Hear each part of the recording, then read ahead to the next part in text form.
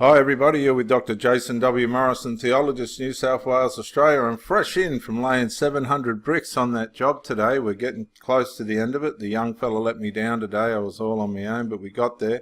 Let's look at Jehovah's Witness news worldwide. We got the Turkmenistan, 3 more conscientious objectors jailed in Turkmenistan. 3 more Jehovah's Witnesses conscientious objectors were jailed in July to punish them for refusing compulsory military service on the grounds of conscience. Well, we've read that one. We read that one a while ago. We did that story. Kingdom Hall fire in Lacey was not suspicious. Fire officials say there's been another Kingdom Hall fire. Is that correct? A Kingdom Hall is a place of worship for Jehovah's Witnesses. About 1:30 p.m. Thursday, Lacey Fire District 3 was dispatched to the 6,500 block of 6th Avenue Southeast, just north of Lake Louise. Let's pull this up, viewers. There's the fire truck. There's the Kingdom Hall. Where are we? Yeah. Lake Louise. Fire crews arrived and discovered a ceiling fan that had triggered a fire in a closet, Battalion Chief Tim Huss said. Now, the fire damaged the contents of the closet and some attic space, he said. Meanwhile, the Thurston County Sheriff's Office, the Arson Alarm Foundation, and the Bureau of Alcohol and Tobacco, Firearms and Explosives is offering a $36,000 reward for information that leads to an arrest and conviction for 2 arsons in Olympia, 1 in Tumwater, and vandalism in Yelm. Now, the Yelm one was a shooting. It was a shooting, wasn't it? Someone fired multiple rounds into the Yelm Kingdom Hall, which caused more than $10,000 in damage. Well, that's that story. What else have we got, guys? Let's just have a look. We'll go back to the Jehovah's Witness Worldwide News. Apostasy Review. A devastating trial of family versus faith. We've done a lot on that. We've got the Children Act. We've done that. Somebody's died. I tell you what, the Jehovah's Witnesses must be making a fortune out of all these conventions. Like every time I open up the news, they're having a convention. The Jehovah's Witnesses have refused to cooperate with the Dutch police in the sexual abuse case.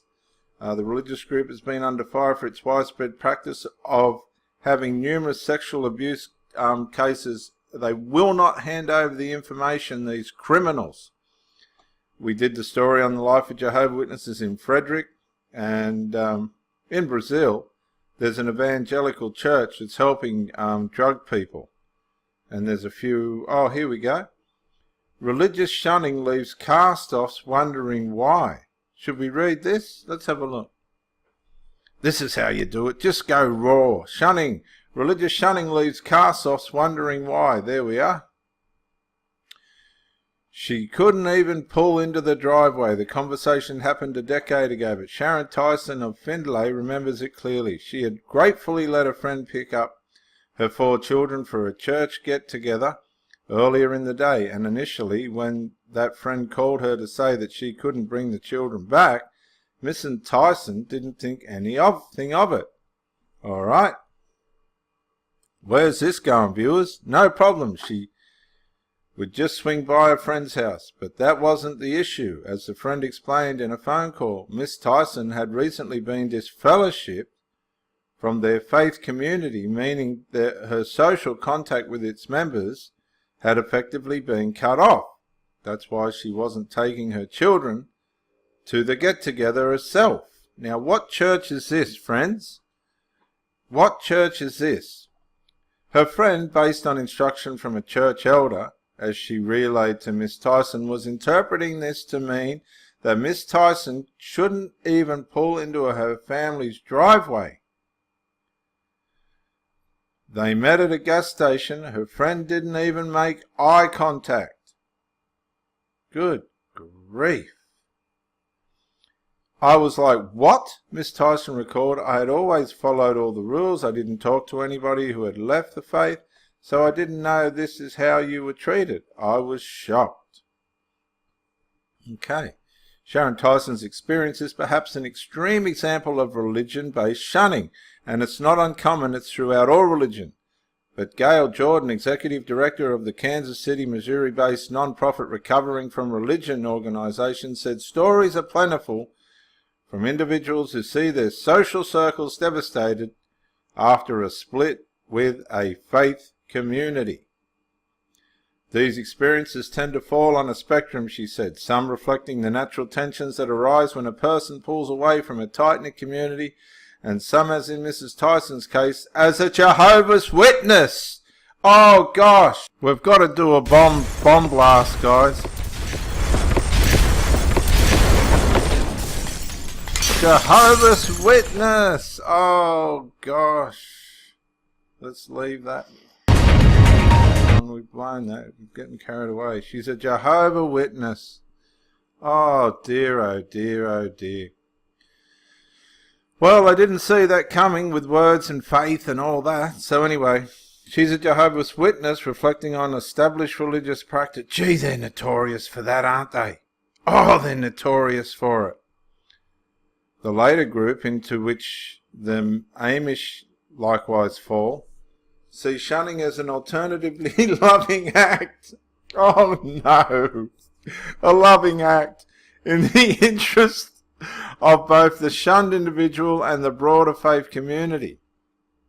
Jehovah's Witnesses. Now, I didn't know this was going to be a Jehovah's Witness story.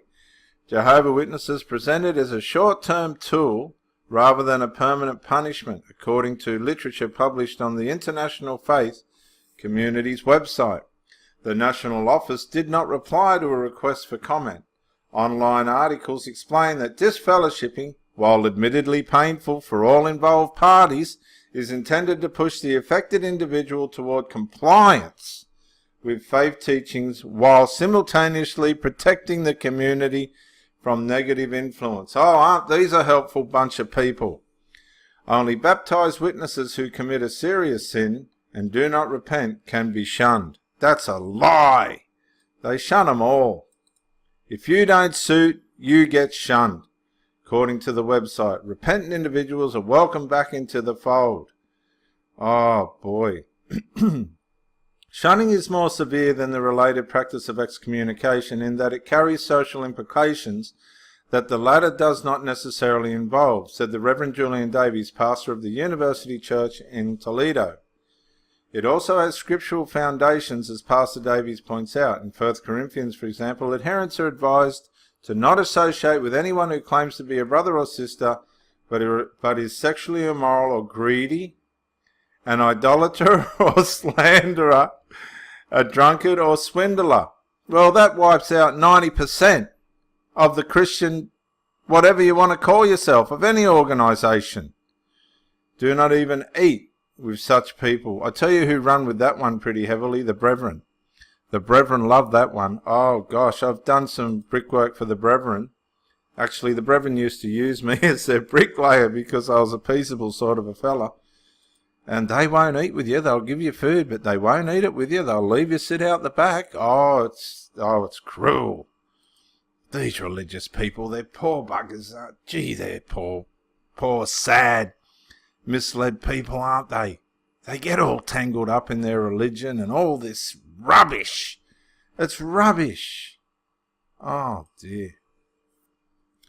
But shunning can also be a devastating short or long-term experience for those affected, as those like Miss Tyson, who have chosen not to return to the faith communities that shun them, can attest. She can attest to that. They describe a slew of spiritual and relational stresses, among them the painful walls that rise up within families and the loss of the support of those closest to them when they may be at their most vulnerable and most needy. Miss Bevere, an ex-Jehovah's Witness of Grand Rapids, Ohio, was pregnant with her third child when she and her husband were disfellowshipped in 2011. This was extreme stress to the max, Miss Bevere said. Now I don't have any family who will have anything to do with me, who will talk to me, who will support me. It's just stressful. It's just evil. It's evil. To lose a support system is tough. To lose a support system when it's the only one you've ever known, especially so. Joe Kim of Savannah, Ohio, grew up Old Order Amish, a tradition that holds little, if any, separation between faith and lifestyle. In his isolated community in Ashland, Ohio, they lived according to the dictates of the 22-page ordinance letter that governed every area of our lives, he explained, down to the distinctive clothing they should wear. As Jehovah's Witnesses, Miss Tyson, Mrs. Vivaya and Daniel Davis, who also was raised in the tradition, enjoyed less restrictive upbringings in northwest Ohio and southeast Michigan, but they too navigated worlds that were narrowed to some extent by their faith. While it's not uncommon for youngsters to make friends within their faith communities, particularly in families like theirs that see religion as a more than once-a-week commitment, Miss Tyson and Miss Vivier and Mrs. Davis described an approach to faith that went further in actually discouraging meaningful friendships with non-Jehovah's Witnesses. Miss Tyson and Miss Davis' parents each permitted their daughters to have just one childhood friend who did not share their faith, an allowance that each said was outside the norm. Miss Vivier, for her part, recalled being allowed to play with the neighbourhood kids only when she and they happened to be outdoors at the same time. It's almost like a separatist organisation. It is a separatist organisation, Miss Davis said. Your entire life revolves around your family, who are Jehovah's Witnesses, the other people in the congregation who are Jehovah's Witnesses. So to suddenly find yourself at odds with this community can be difficult for a variety of reasons, not least of which is the loss of contact, even if temporary, with families and friends. For Miss Tyson, for example, who had spent years consciously limiting her interactions to fellow witnesses, it was difficult to trust and to open up to even those who wanted to help her and her children in the months that followed her break with the faith. Miss Tyson's disfellowshipping related to her decision to leave her ex-husband, she said. She was seeking help from a domestic violence shelter at the time, she said, and recalled that to talk with social workers about her situation and later to put herself and her children in counselling, she knew they needed after her adolescent daughters grew depressed and began to self-harm, required her to overcome deeply ingrained suspicions. I was so afraid of giving Jehovah's Witnesses a bad name by telling what happened. She said, the Jehovah's Witnesses, folks, viewers, the Jehovah's Witnesses have got a bad name. They have got an evil, rotten, filthy bad name. For all their superficial piousness, the Jehovah's Witnesses are a cult. The world knows it's a cult. It's the poor people that are in it. You know, I listened to a podcast, DrJW Community something, and they had Angus, the guy from the Australian Royal Commission on, Angus Stewart. He's a hero of mine, what he did in that Royal Commission. And he said that one of the hardest things for those in the Australian Royal Commission, in the authority side of it, that were trying to deal with these Jehovah's Witnesses was, some of them have grown up with it and that's all they know. They do not know any different. They're not being ignorant or anything. They just don't know any different. They've spent their whole lives in there. And he said it was sad. Anyway, that Miss Tyson still adhered to her former belief systems at this point complicated her ability to cope. In her mind, she recalled, she was in the wrong. That's how they leave you. They leave you with a guilty conscience. It took me a decade to put together the puzzle of what happened to me in the cult I was in. Miss Bevere described a similar experience of being disfellowshipped at age 19, the second of 3 times she would be shunned, when her boyfriend would visit his family and she was asked to remain in the car or by herself in the back room of the house. She understood and accepted it. Oh, God. It's hard to shake deeply rooted beliefs, said Mr. Kim, who noted that it was the strength of his own spiritual convictions that salvation comes through faith rather than compliance with a man-made rules. Now, I want to say this again. Mr. Kim says that salvation comes through faith, rather than compliance with man-made rules. That's a very powerful statement, viewers. That helped him when he left his community and was consequently shunned. He sees it in the former Amish that he works with through Mission to Amish People, a non-profit that he and his family began in Savannah, Ohio, that in part assists those leaving Amish communities. Those deeply rooted beliefs push some to ultimately return to the communities they leave, he said, others to struggle their entire lives with an existential fear. In the mind of the church and also the individual, he explained, if I'm excommunicated and I die this way, I will go to hell. If I'm not right with the church, I'm not right with God, and that is where it's so wrong, isn't it? Your interaction with your community within a church or an organisation has got nothing to do with your faith in the Lord Jesus Christ.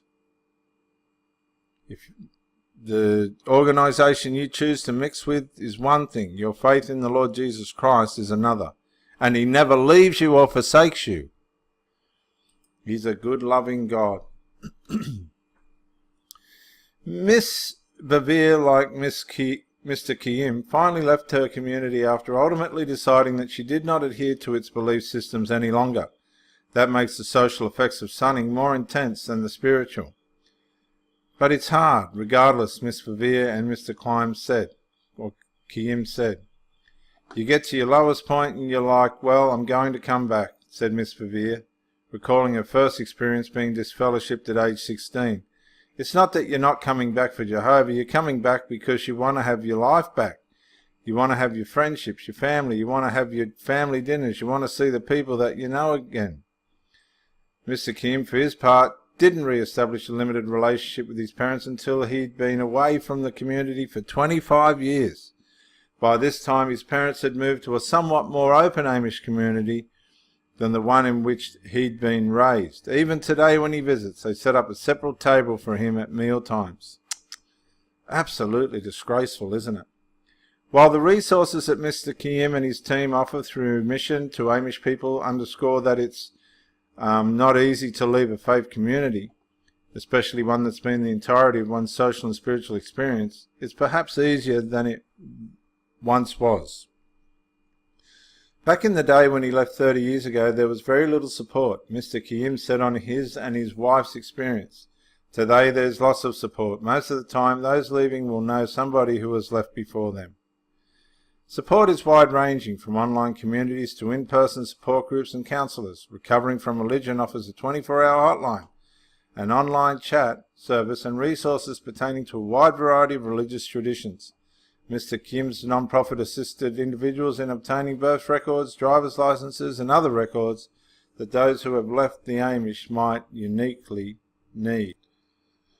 And less formally, there are numerous social media communities, Miss Tyson and Mrs. Davis, who did not experience shunning when she left the church because she was not baptized as Jehovah's Witness, facilitate some of the latter on Facebook.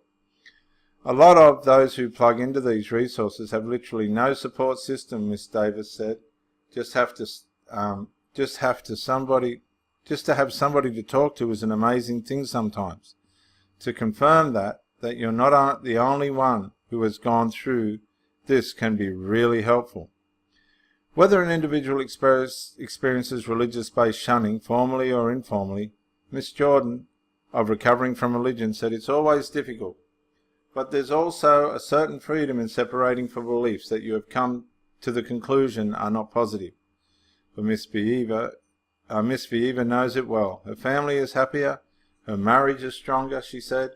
She doesn't have to look any farther than her daughter, Callista, who said never would have had the opportunity to compete and become a finalist on America's Got Talent, or relocate to Los Angeles had their family remained at the Kingdom Hall. There's a positive side and a negative side to leaving religion, Miss Jordan observed. For most folks who hang on long enough, the negative side is temporary. Isn't that wonderful? My gosh. That was a good story, wasn't it? I didn't expect that. We'll go back to the news, see what else we can find. Well, I didn't expect that story. There it is there from the blade. Unchurched, unsynagogued and unmossed. Why are they leaving religion? Goodness. Facing religion persecution in Russia. Jehovah's Witnesses find refuge in Finland for the moment.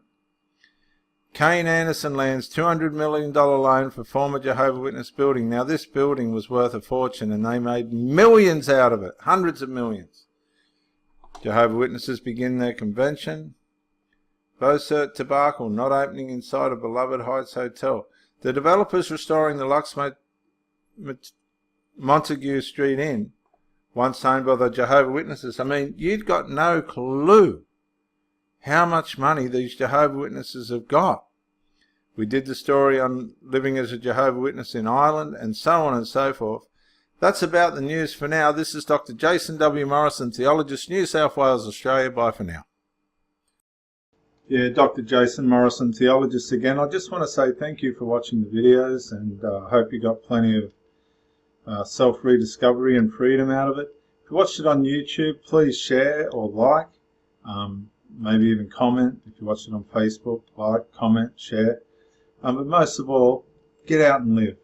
This isn't a rehearsal. You've got a one-off life.